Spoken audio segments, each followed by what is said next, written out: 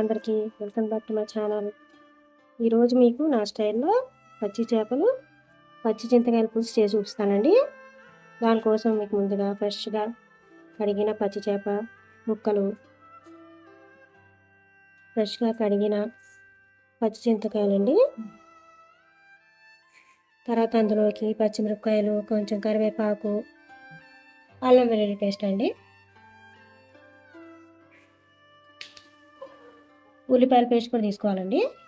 తర్వాత అల్లం వెల్లుల్లి పేస్ట్, ఉప్పు, కారం, పసుపు, కొంచెం ధనియాల పొడి, కొంచెం గరం మసాలా, కొంచెం ధనియాల పొడి వేసుకోవాలండి. ఇప్పుడు వీటన్నిటిని చేప ముక్కలు కలిపి చూపిస్తాను మీకు మసాలాలన్నీ.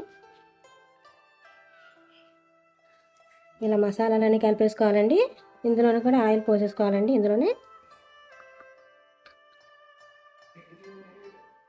బాగా కలపాలండి. ఆయిల్ పోసేసిన తర్వాత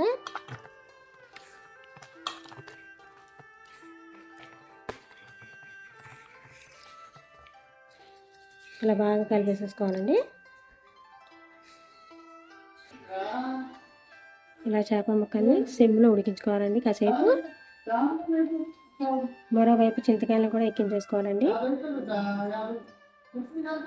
ఒక 4-5 విజిల్స్ వస్తే చాలండి.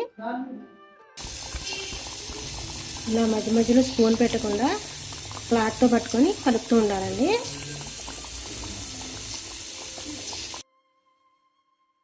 చింతకాయలు ఇలా మెత్తగా ఉడికించుకోవాలండి. ఇవి చల్లారిన తర్వాత వీటి నుంచి జ్యూస్ తీసేసుకోవాలండి.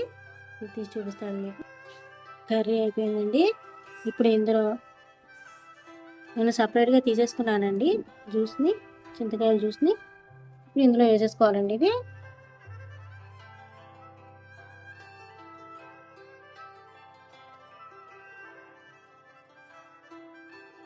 కాసేపు మూతపెట్టి ఉడకనివ్వాలండి.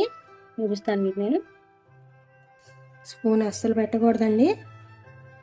ఇట్లా కాసేపు మూతపెట్టి ఉడకనివ్వాలండి.